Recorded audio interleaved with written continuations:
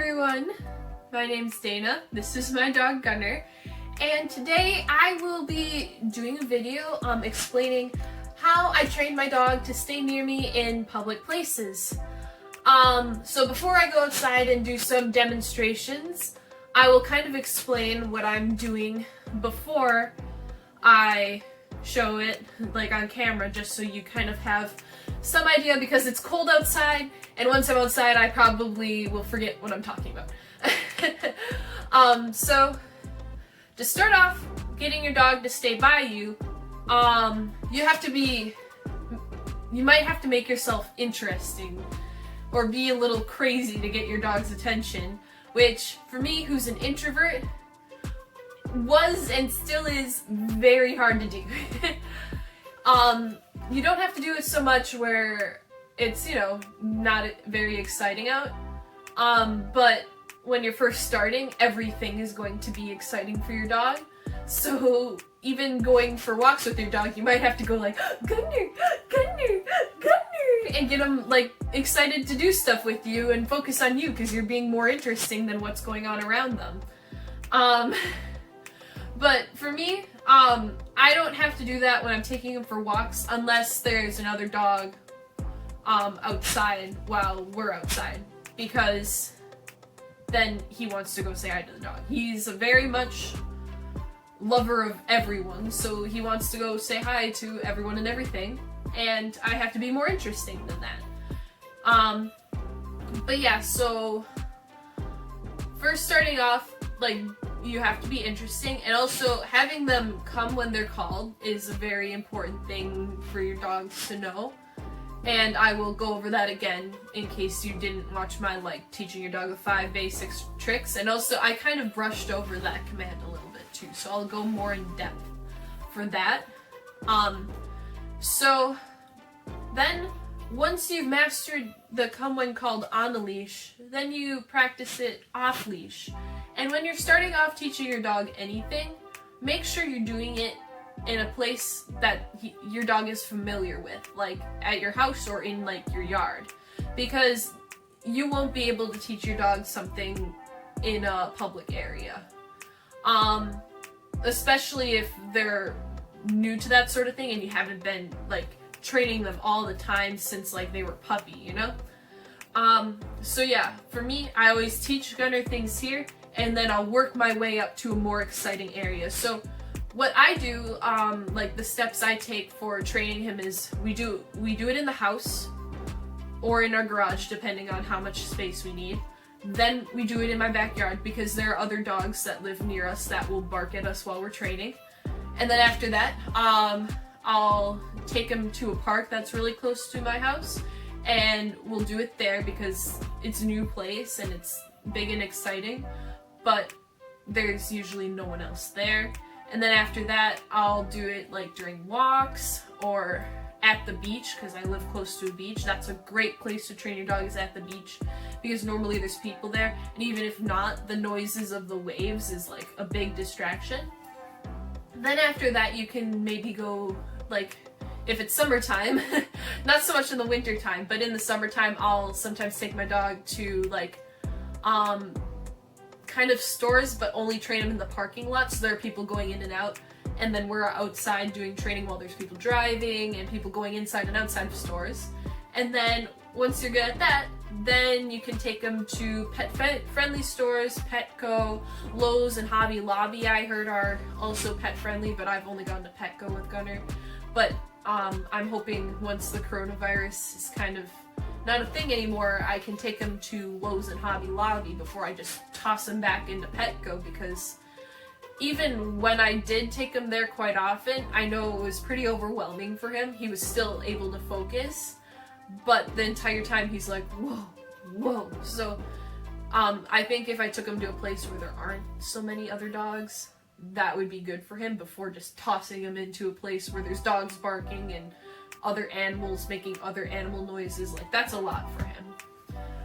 But yeah, so I will now go through the steps in person. So I'll show you kind of the tools that I work with and what to do. Alright, so teaching your dog to come when called, you start off on leash and you just walk around. and then go, come here, come here, come here, come here, come here, and pull them by the leash until they come to you.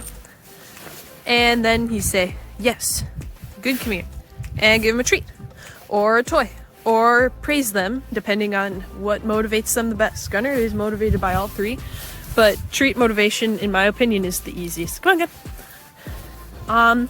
So then once your dog come, doesn't really, like, you know, need to be pulled by the leash and will come to you just by, you know, saying come and being really excited and going, Gunner, come here, come here, you know, that sort of thing. So once you have trained the come here command on the leash, then next up what you can do is use a long leash, and we have a screw-in one, and you can use that to train your dog. So you can just go walk somewhere, and normally your dog wouldn't be really paying attention. They wouldn't be, you know, just sitting and staying if they're just learning this. But Gunner, you know, I already worked with him on this. So after you let your dog do their thing for a little bit, you just go, hey Gunner, come here.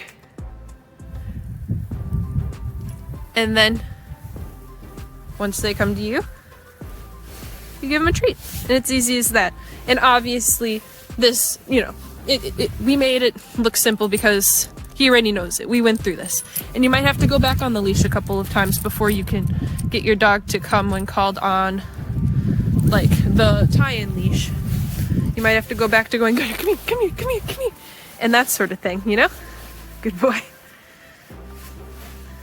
But yeah, so once you've mastered that, then another good thing you can use for practicing is getting your dog to focus on you while you're walking. So the first step is having your dog heel while you're walking. So Gunner's command for heel is, Gunner, are you ready?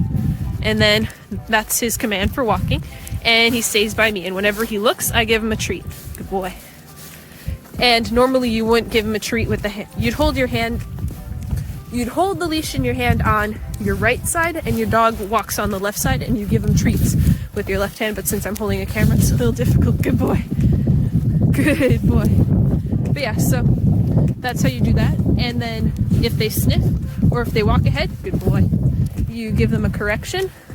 So I'm just gonna show you kind of what a correction would look like. So I'm gonna let him walk ahead and then go, and you stop and walk in a different direction, and we'll pretend that, oh no, now he's really focusing. But yeah, so every time your dog isn't focusing or whatever, you do a quick stop and just walk in the different direction. So then your dog will go, okay, so this isn't as predictable of a walk as I thought it was, and will focus on you more because you're being unpredictable. And they can't just go, oh, okay, we're just walking. Sorry. I'll wait until a dog's done barking.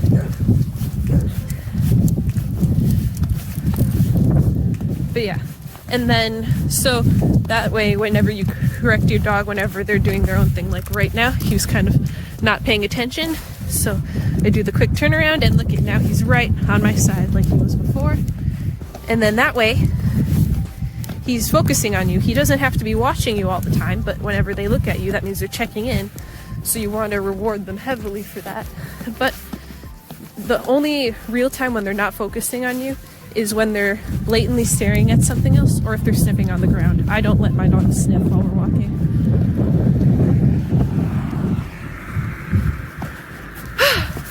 But yeah, so right now he's getting a little distracted because up ahead there's a truck and a trailer, so this could be a good experience and see. But right now he's being pretty good. You can hear they're doing some work. And then correction, and then keep walking. And yeah, he's looking, but he's touching me right now, bumping into me for reassurance. Good boy. That was super good that he checked in on me. Good boy. Yeah, he gets a treat for that. But yeah, so that's some stuff you can do for having your dog on a leash. And yeah, just make sure they go potty when you tell them to, make sure they go poop when you tell them to, that sort of thing. But yeah, so now I'll show you what to do for off-leash training. Alright, so now Gunner is off leash, and as you can see I have an e-collar on him because I'm gonna let him do his thing right now. He doesn't always have to stay by me, he's peeing, I won't put that on the camera. But yeah, once he's off leash, that sets him free. So he doesn't have to heel by me, and then it's okay if he sniffs and stuff. Until I give him the command to do otherwise, it's okay for him to be a dog and stuff as long as, you know, he's checking in. So like right now, he's waiting for me to come by him, and then once I get closer, then he's like, okay, I'll walk again. So that's fine. But then if I go, Gunner, come here. See how he turns away and stays by me? And if I were to give him the, Gunner, are you ready? Let's go. Command. Then he is in the heel position, even though he's off leash. So it's not about having your dog always be by you, it's having your dog, you know, keeping you in their mind while they're off leash, and, you know, knowing the command of when you want them to be by you and when it's okay for them to do their own thing.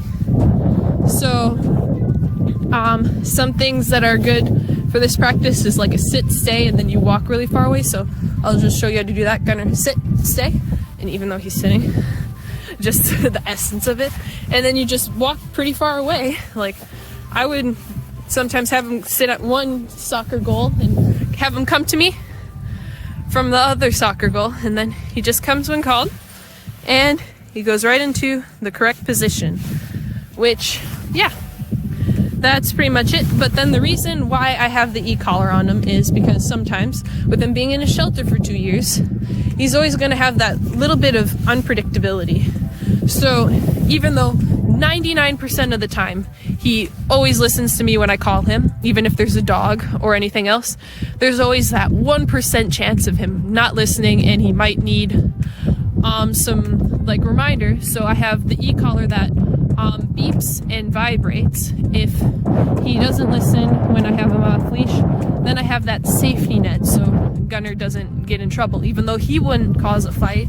You never know what other dog is here that might not like other dogs, and then because of that a fight starts, because I always want to be a responsible owner. So yeah, this is mostly just for backup. I never really have to use it.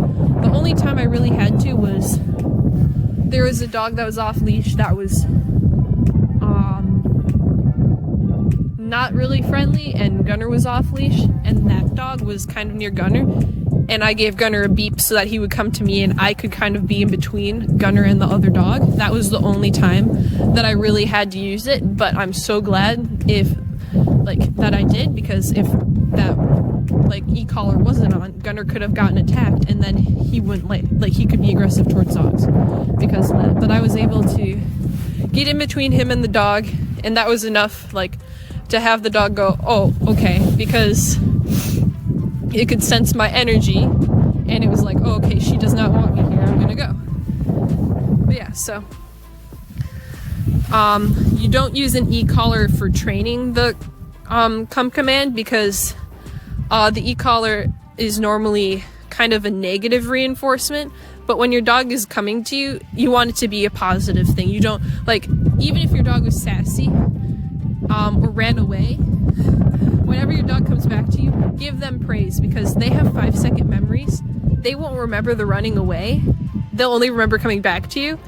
And if you punish them for coming back to you, they'll be like, oh, this sucks, I don't want to go by this person anymore. So always make sure, no matter what happened before, to give your dog the sorry, he's shaking because it's cold, so I'm gonna bring him home soon. But yeah, make sure whenever your dog comes to you, no matter what, to always give them praise. But yeah, oh, he's so cold.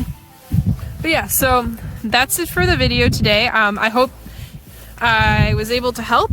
And if you have any questions, please leave them down below in the comments. Make sure to like, subscribe, share it with a friend, all that fun stuff. And I hope the outside noises weren't too bad for this video, but that's why I initially explained inside my house, because I was pretty sure that this was going to happen. But yeah, so that's all. I'll see you in the next video. Bye! Gunner, shake!